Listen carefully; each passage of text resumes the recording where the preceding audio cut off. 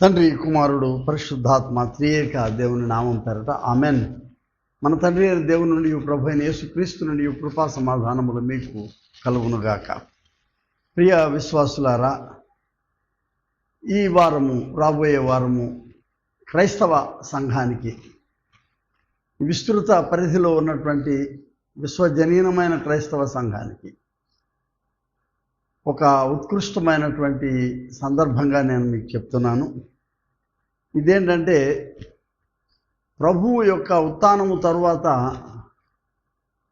ఒకటేమో ఆరోహణ సందర్భం, రెండవది ఉత్థానం తర్వాత జరిగేటటువంటి వాగ్దానం, పరిశుద్ధాత్మ అనుగ్రహిస్తానని యేసువారు సెలవిచ్చినటువంటి ఆ వాగ్దానం గురించి, తరువాత వారము సాక్షాత్తు ఆ యొక్క ఆత్మ అనుభవం, పెంతెకోస్తు అనుభవం గురించినటువంటి వాక్యాలు, ధ్యానాలు మనం చదవడానికి మిమ్మల్ని ఆహ్వానిస్తున్నాను. తత్సంబంధంగా పరిశుద్ధుడైన యోహాను వ్రాసిన సువార్త 14వ అధ్యాయము మొదట 15-16 వచనాలు, తర్వాత 26-27 వచనాలు మీ కొరకు చదివి వినిపిస్తాను.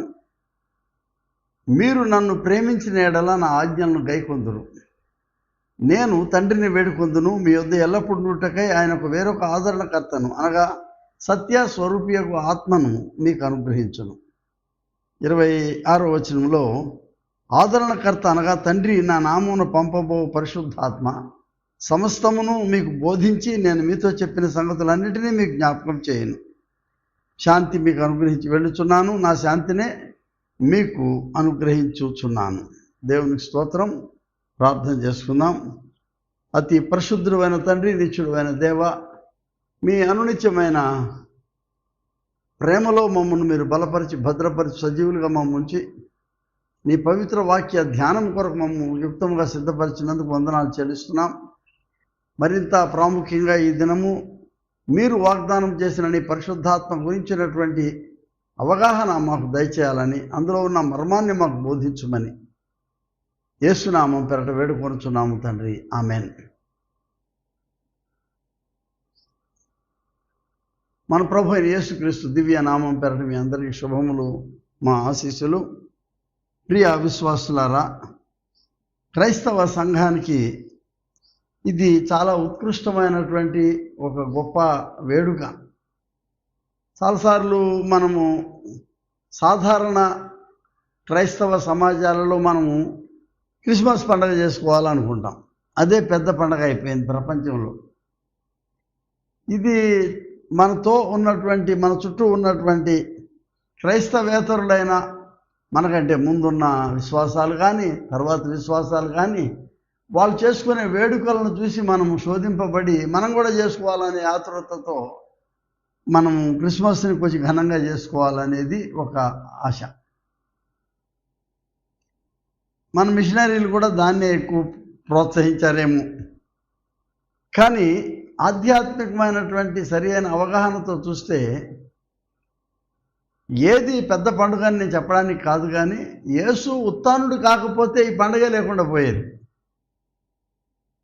చాలామంది ఈ లోకానికి వస్తున్నారు, ఈ లోకం నుంచి బయటికి వెళ్తున్నారు. పుట్టినరోజులు ప్రాముఖ్యం కాదు, పుట్టిన తర్వాత ఏం చేశామనేదే ప్రాముఖ్యం అవుతుంది.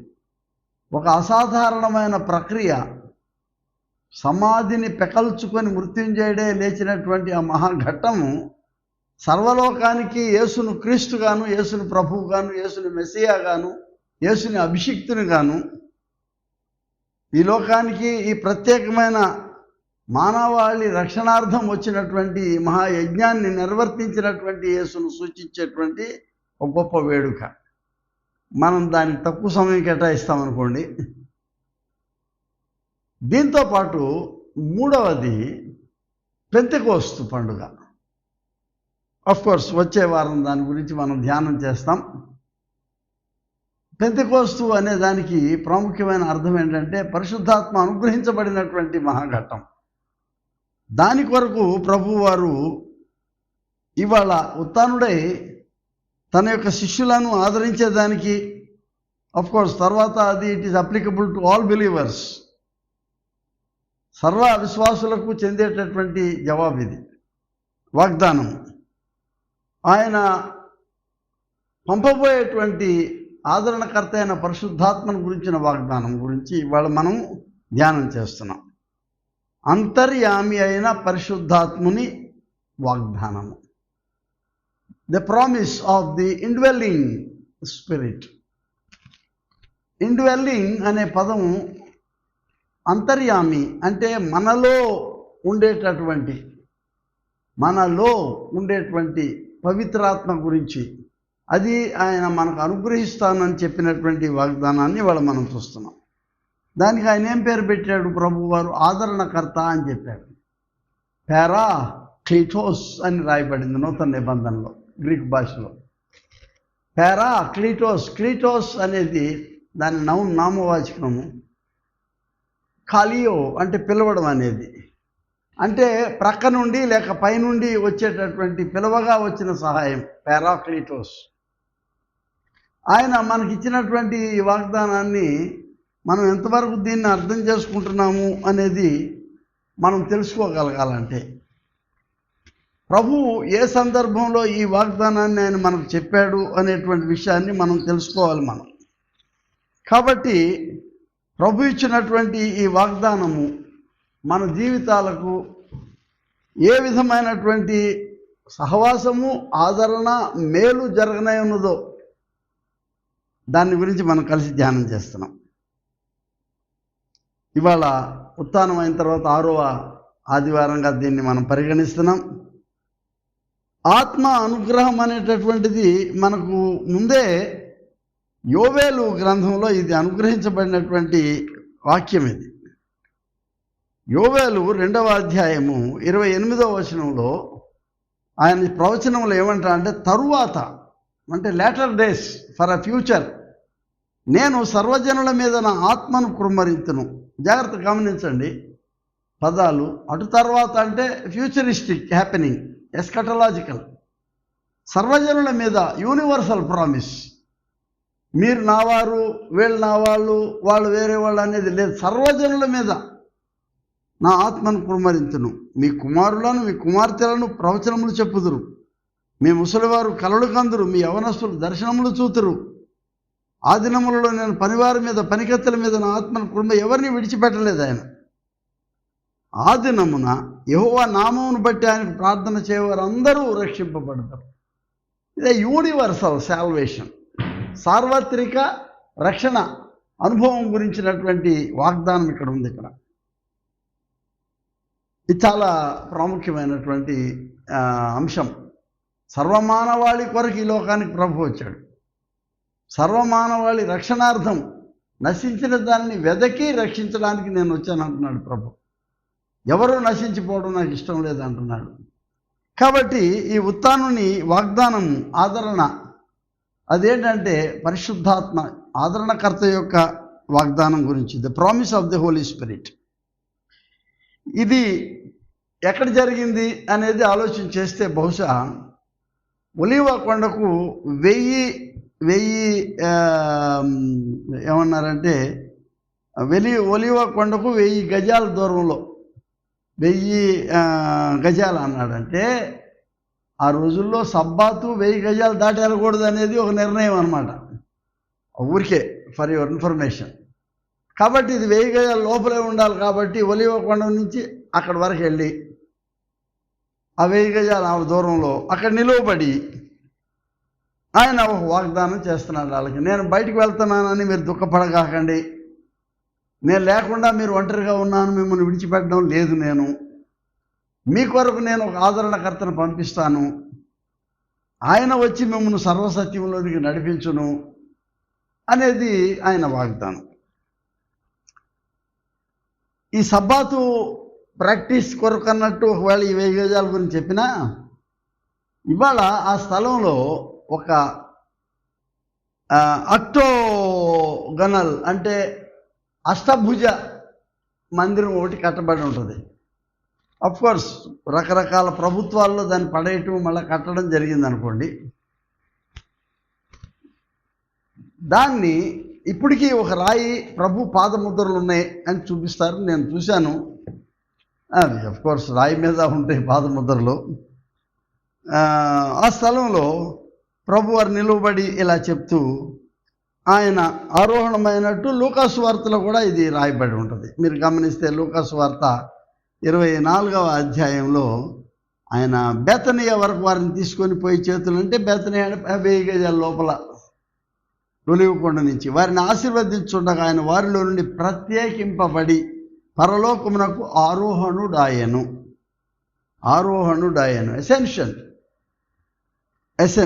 ఎసెండియర్ అనే లాటిన్ పదంలో నుంచి వచ్చింది. అసెన్షన్ అనేది ఎసెండియర్ అంటే ఎగసిపోవడం, పైకి లేవడం, వేరుపరచబడడం, రకరకాల అర్థాలు ఉన్నాయి అక్కడ. ఇక్కడ this is a time of preparatory period. 40 అనేది బైబిల్లో పాత నిబంధన లేక తనాకులో మొదటి నుంచి వస్తున్నటువంటి ఆలోచన. 40 మళ్ళీ నేను చెప్పిందే ప్రస్తావన తీసుకున్నాను 40 సంఖ్య గురించి. ఆయన ఉత్థానుడై లేచిన 40 దినాల తర్వాత జరిగిందంటే ఇది. కాబట్టి దానికి ప్రాముఖ్యత దానికి ఉన్నది ఆ సంఖ్యకు. ఇప్పుడు అక్కడ ప్రభువారు నిలిచి చెప్పడం, ప్రాచీన సంఘాలు లెక్కేస్తారు. అదేంటంటే గడిచిన విశ్రాంతి దినం తర్వాత సోమ, మంగళ, బుధ 3 రోజులు, అంటే ఈ ఆరోహణానికి ముందున్న 3 రోజులు కూడాను ప్రాచీన క్రైస్తవ సంఘాలు చేసుకున్న ఒక ఒప్పందం, సాంప్రదాయం ఏంటంటే ఉపవాసముతో ప్రార్థన చేయటం అనేటువంటిది. దాన్ని ఏమన్నారంటే రొగేషన్ అన్నారు. రొగేషన్ అంటే విజ్ఞాపన చేయటం లేక అడుక్కోవటం, అడగటం అన్నమాట కదా. ఇంట్రోరోగేషన్ అంటే ఏంటి? ప్రశ్నించడం. ఎబ్రోగేషన్ రద్దు చేయటం. ఇక్కడ రొగేషన్ అంటే విజ్ఞాపన చేసి అడుక్కోవడం, ప్రభువా అని.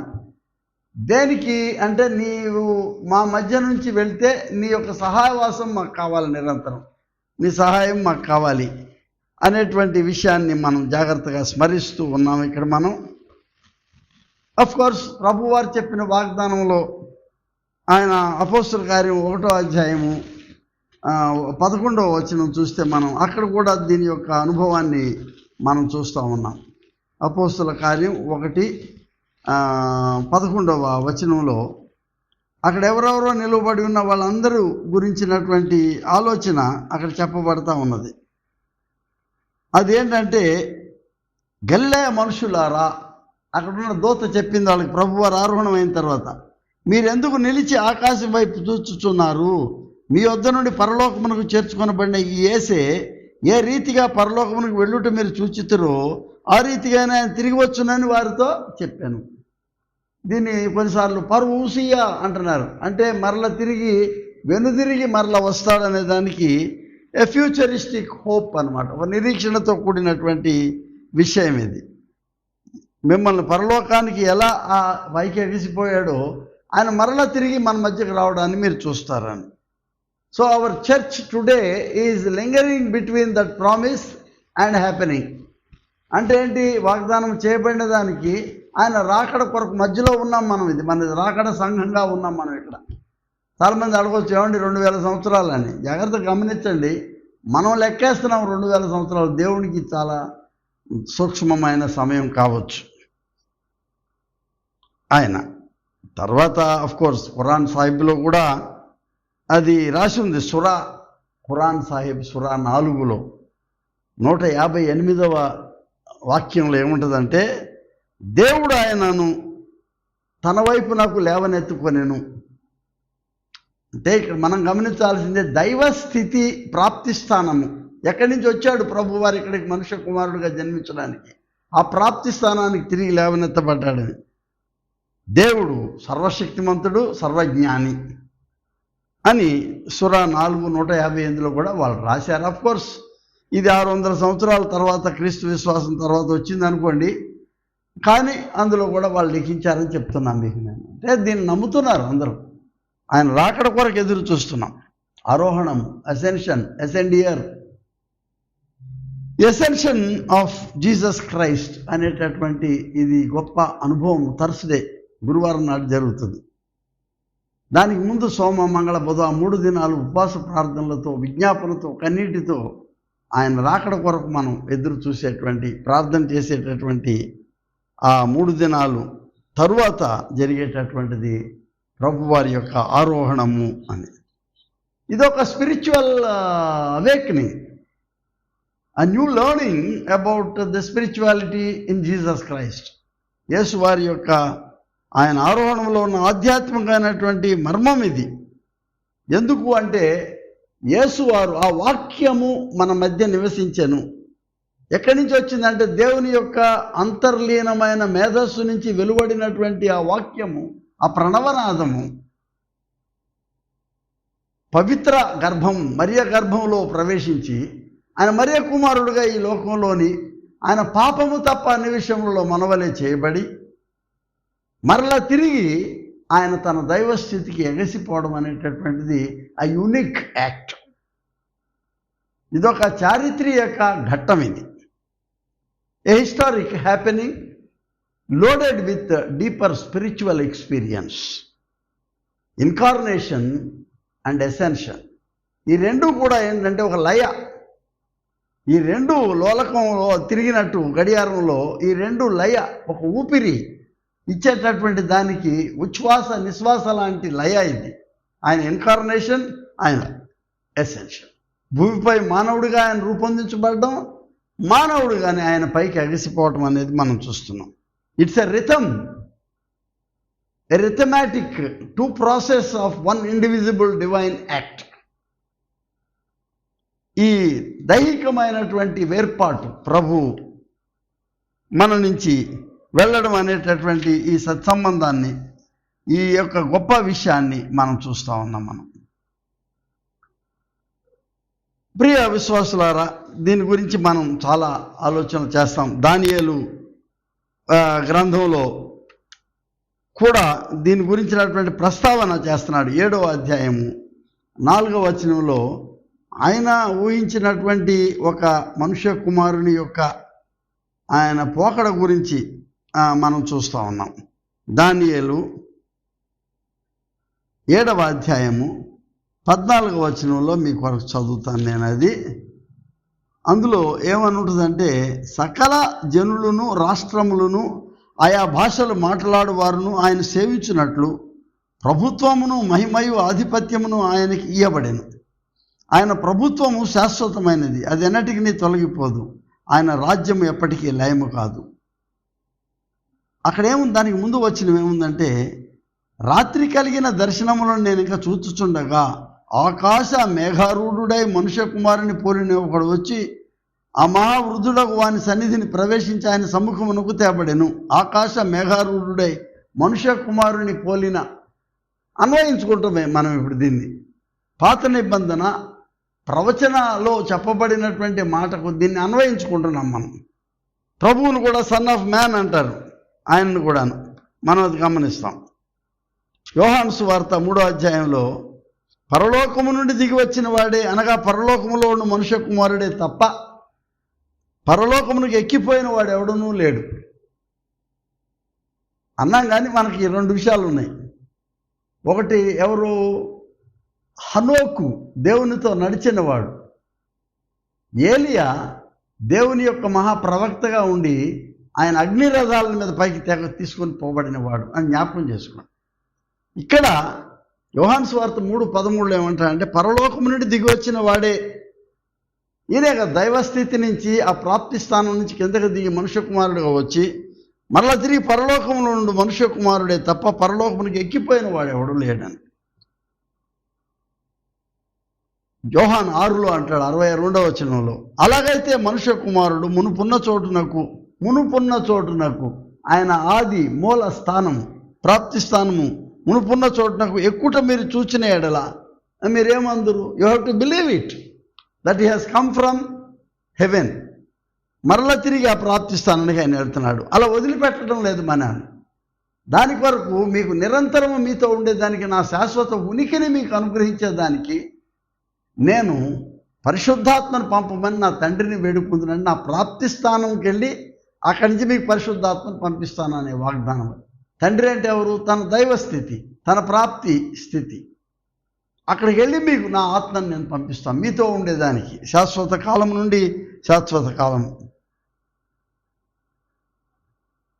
రోమీలకు రాసిన పత్రికలో 8వ అధ్యాయం 34వ వచనం అంటాడు పౌలు, మృతులలో నుండి లేచిన వాడును దేవునికి కుడిపార్శ్వమున ఉన్నవాడును మన కొరకు విజ్ఞాపన చేయువాడును ఆయనే. ఆయన దేనికి వెళ్తున్నాడు? మన కొరకు నిరంతరం విజ్ఞాపన చేసేదానికి ఆయన అక్కడ కూర్చొని ఉంటాడు అనేది. కేవలము విజ్ఞాపన చేయడం కొరకు తన దైవ స్థితికి కుడిపార్శ్వంలో కూర్చుంటున్నాడు ఆయన. దేవుడు విజ్ఞాపన చేయడు. ఎందుకు? తనకు తానే వేడుకోలు చేసుకోడు. కాబట్టి విజ్ఞాపన కర్తగా అయిన ఆ దైవస్థితికి పక్కన ఆయన స్థితి ఉపక్రమించినట్టు చూస్తున్నాం మనం.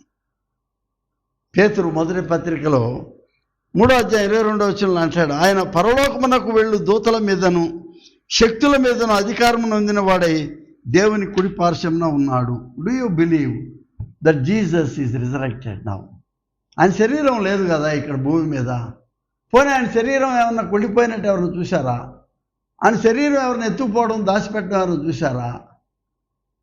దానికి తోడు ఆయన 40 దినాలు అయిన తర్వాత ఉత్థానం తర్వాత పోనీ ఎక్కడికన్నా ఆయన శరీరం దాచిపెట్టారనుకోవడానికి లేకుండా తన శిష్యుల మధ్య నిలవబడి ఆయన నేను ఆ తండ్రి యొద్దకు ఎక్కిపోతున్నాను అని చెప్పి మరీ ఆకాశానికి ఆరోహణుడైన వ్యక్తి, నేను మీకు పరిశుద్ధాత్మను పంపిస్తాను ఆదరణకర్తను చెప్పిన ఆయన, we have to believe it.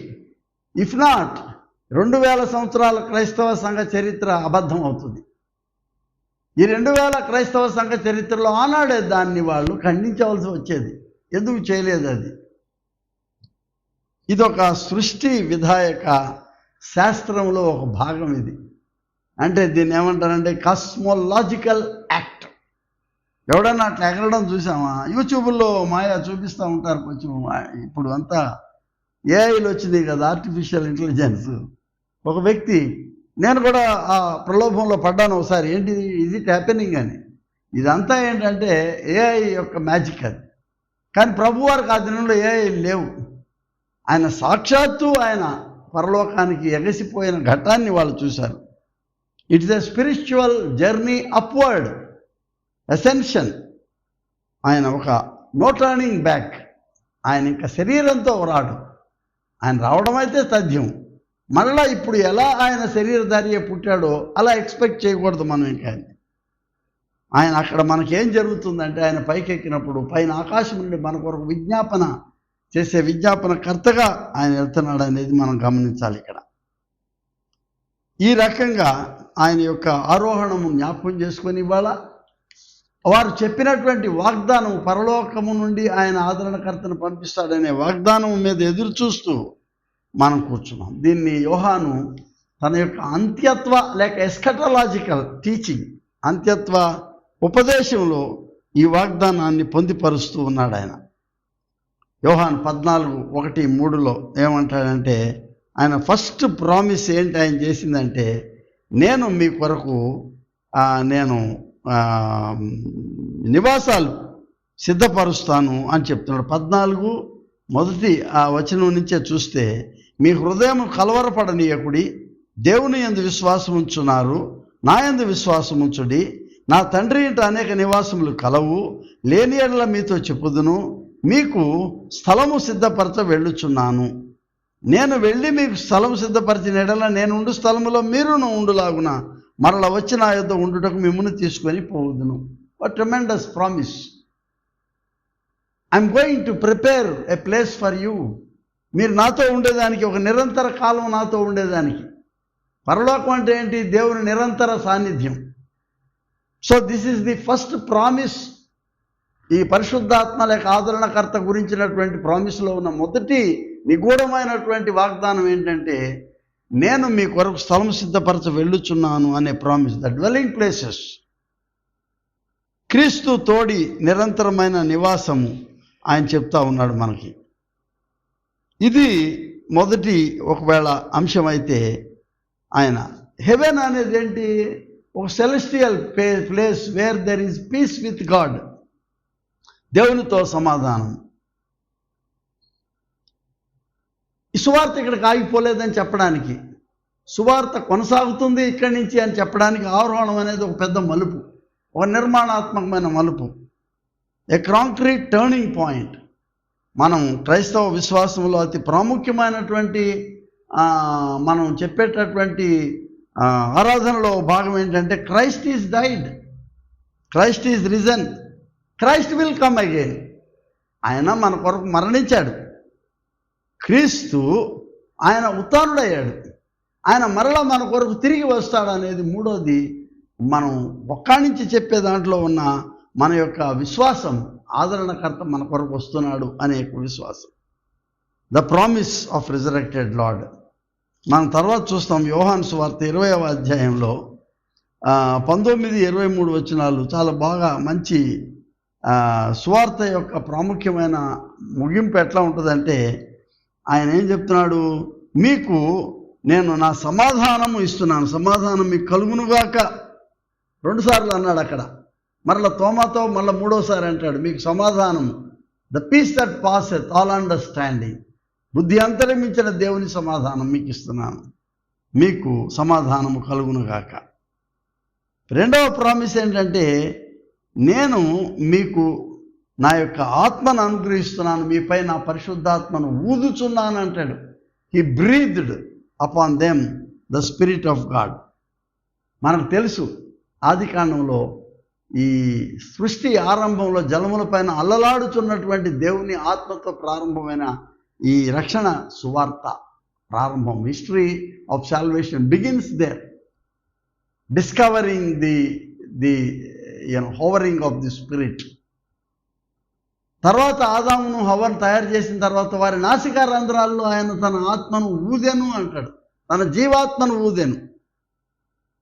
ఇవాళ ఏం చెప్తున్నా అంటే, నేను నా పరిశుద్ధాత్మను మీ మీదకి పంపిస్తున్నానని వారి మీద ఊది అంటే గ్రేట్ నేమ్, బ్రీద్డ్.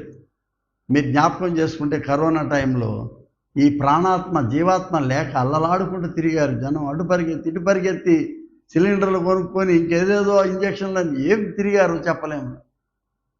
ఆర్టిఫిషియల్గా మనం అంతగా మించి సంపాదించుకోలేదు. సంపాదించుకోగలిగితే లక్షలాది మంది ప్రజలు ప్రపంచంలో అలా చనిపోయేవాడు కాదు కదా. జీవాత్మ దేవుడు అనుగ్రహించాలి. ఆయన ఊదెను, పరిశుద్ధాత్మను వారిపై ఊదెను. 3వ వాగ్దానం ఏంటి? సమాధానము, పరిశుద్ధాత్మ. 3వది, మీరు ఎవరి పాపములు క్షమింతురో అవి వారికి క్షమించబడును అంటున్నాడు. One who received the spirit of God and one who believes in the resurrection of the Lord and one who receives this peace of our Lord Jesus Christ. మీకు జరిగేటటువంటి ఒక అద్భుతం మీ జీవితంలో, మీరు ఎవరి పాపాలు క్షమిస్తారో వాళ్ళ పాపాలు క్షమించబడతాయని గొప్ప దీవెన మీకు ఇస్తారండి. చాలాసార్లు నా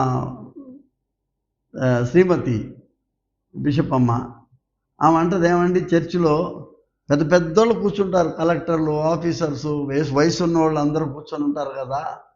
ఒక యవ్వనస్తుడైన అభిషిక్తుడైన పాస్టర్ గారు వచ్చి ఆయన చేయిట పెట్టి ఆయన పాపక్షమాపణ చెప్తాడు. ఆయన పశ్చాత్తాప ప్రార్థన అయ్యాక ఏమి ఆధిపత్యం, ఏమి అధికారం అతనికి, ఆ చిన్న కుర్రవాడు పాస్టర్కి. ముందున్న వాళ్ళందరూ వాళ్ళ తాతలు, తండ్రులు వయసులో ఉన్నవాళ్ళు, పెద్ద పెద్ద ఉద్యోగస్తులు. ఆ భాగ్యం అతనికి దక్కిందని. ఇక్కడ ప్రభువారు ఏం చెప్తున్నాడు? 3వ వాగ్దానం, మీరు ఎవరి పాపములు క్షమింతురో అవి వారికి క్షమింపబడును. The power to give absolution, power to forgive the sins of others, promise of peace, promise of the holy spirit, promise of the power to forgive sins. ఇది ఆయన ఆరోహణానికి ముందు ప్రభు వారు వాళ్ళకి ఇచ్చినటువంటి వాగ్దానం. రోమీలకు రాసిన పత్రిక 8వ అధ్యాయం అంతా కూడా దీని గురించిన ప్రస్తావనే ఉంటుంది. మీరు గమనిస్తే జాగ్రత్తగా ఆయన ఏమేం చెప్తున్నాడంటే 9వ వచనంలో, దేవుని ఆత్మ మీలో నివసించుచున్న ఎట్లా మీరు ఆత్మ స్వభావం కలవారే కానీ శరీర స్వభావం కలవారు కారు. ఎవడైనాను క్రీస్తు ఆత్మ లేనివాడైతే వాడు ఆయన వాడు కాడు. So everyone must have that imprint and insignia of the Holy Spirit. ఆయన ఆత్మ ముద్ర కావాలంటున్నాడు. మళ్ళీ 14వ వచనంలో అంటాడు, దేవుని ఆత్మతో ఎందరు నడిపింపబడుదురో వారందరూ దేవుని కుమారులు అన్నాడు, కానీ దేవుని బిడ్డలై ఉన్నారు, ఇక్కడ వారసులై ఉన్నారు. దాన్నే చివరిలో అంటాడు 17వ వచనంలో, అనగా దేవుని వారసులము, క్రీస్తుతో కూడా మహిమ పొందుటకు ఆయనతో శ్రమపడిన క్రీస్తు తోడి వారసులు. You are inheriting that divine power because he has accepted you by giving his imprint of his Spirit. ఆయన ఆత్మ ముద్ర మీకు అనుగ్రహించడం ద్వారా మిమ్మల్ని తన బిడ్డలుగా ఆయన అంగీకరిస్తున్నాడు మనల్ని. మనం ఏదో అంబానీ గారి పిల్లలు అవ్వాలనో లేకపోతే అదానీ గారి పిల్లలు అవ్వాలనో ఆశపడతామేమో, అంత ధనవంతులు అవ్వాలని. ఐహికం కాదు. ఆయన ఇస్తున్న వాగ్దానం అది కాదు. నా ఆత్మ, ఏ ఆత్మతో సర్వ మానవాళి జీవిస్తుందో ఉచ్ఛ్వాస నిశ్వాసాలతో ఆ జీవాత్మ నేను మీకు అనుగ్రహిస్తున్నాను అని చెప్తా ఉన్నాడు. అక్కడే కదా ఆయన నేను పిల్లలారా అని పైకి వెళ్తున్నాను తండ్రి దగ్గర కంటే తోమాడుతాడు, నువ్వు ఎక్కడికి వెళ్తున్నావు మాకు తెలియదు కదా, ఆ దారి మాకు తెలియదంటే I'm the way, the truth and the life. నేనే మార్గము, నేనే సత్యమును, నేనే జీవమును అంటాడు యోహాను సువార్త 14:6 and this great statement of I am, నేను అనేది it's a repetition of I am that I am. యెహోవానగు నేనే, నేను తప్ప వేరొక దేవుడు మీకు ఉండకూడదు, దానిలో నుంచి వచ్చిన సారాంశం ఇది. I am the way, the truth and the life. ఆయన అంటాడు పైగా నన్ను మరి దేవుడిని మేము చూడలేదు కదా నీ తండ్రిని అని ఫిలిప్ అడిగితే, నన్ను చూచిన వాడు నా తండ్రిని చూచి ఉన్నాడు అని. ఇప్పుడు అవన్నీ పక్కన పెట్టేస్తే, but you will have the very very breath of God in you now, indwelling spirit. సర్వాంతర్యామి అయినటువంటి దేవాది దేవుడు మీలో ప్రవేశించి మీలో అంతర్యామిగా వస్తున్నటువంటి ఆయన ఆత్మ మీలో మీరు గమనిస్తారు దాన్ని. You are going to experience పారాక్లీటోస్. కొన్నిసార్లు పక్క నుండి సహాయం అంట, కొన్నిసార్లు పైనుండి సహాయం పారాక్లీటోస్. ఆయన పంపగా క్లీటోస్, I will call my spirit, క్లీటోస్ కాలియవు, పారాక్లీటోస్ నేను పైనుండి at the end of the age వరకు, అంటే యుగాంతము వరకు నేను మీతో ఉంటాను. What a promise. యుగాంతం వరకు నేను మీతో ఉంటాను అంటున్నాడు. It is the spirit of truth. సత్యాతి సత్యమైనటువంటి ఆత్మ యొక్క నిదర్శనం ఏంటంటే నేను నీతో ఉంటున్నానని. ప్రియ స్నేహితులారా, 1 రాబోయే వారం పరిశుద్ధాత్మ అనుభవం కొరకు సిద్ధపడ్డాం. 2 మన జీవితాల్లో అంతర్యామిగా ఆయన మనలో ప్రవేశించేదానికి, ఆయన వాగ్దానం చేసిన ఆదరణకర్త అయిన పరిశుద్ధాత్మ మనలో ప్రవేశించేదానికి మనం సిద్ధపడేదానికి. సిద్ధపడడం అంటే ఏంటి చెప్పే కదా నేను. ఈ ఆరోహణానికి ముందు 3 దినాలు వాళ్ళు ఉపవాసం ఉండి కన్నీటితో ప్రార్థన చేసి, కన్నీరు ఎందుకంటే ఈ cleanses not only our eyes, మన కళ్ళు కడగడమే కాదు ఆ కన్నీళ్ళు, మన గుండెను కూడా కడుగుతుంది. ప్రక్షాళన, ఆ కన్నీరుతో శుద్ధీకరించబడి మనం విజ్ఞాపన ప్రార్థనతో నీ ఆత్మ మాకు కావాలి ప్రభువా, మీరిచ్చే ఆదరణకర్త నా కుటుంబంలో ఉండాలి, మా కుటుంబానికి నీ ఆదరణ కావాలి, మా సంఘానికి చెదిరిపోయిన సంఘం మాకు ఆదరణ కావాలి. సంఘం అంటే గుర్తొచ్చింది మాకు. నిన్న మన రాష్ట్రంలోనే మరో శాఖలో సంఘం 2గా చీలిపోయి చాలా కాలం నుంచి నడుస్తుంది. అది లోపలే కోర్టు కేసులతో వాటితో. మొన్న ఒకళ్ళు ఏదో ఆర్డర్ తెచ్చుకొని పాపం ఆరాధన చేస్తున్న ఇంకొకళ్ళు వచ్చి అది ఆరాధన భగ్నమై వాళ్ళు పోలీసులు లోపల. ఇది ఫస్ట్ టైం కాదు చరిత్రలో, ఇది ఇంకొక అధ్యక్ష ఖండంలో కూడా జరిగింది. అది formation of church of south India రోజుల్లో కూడా.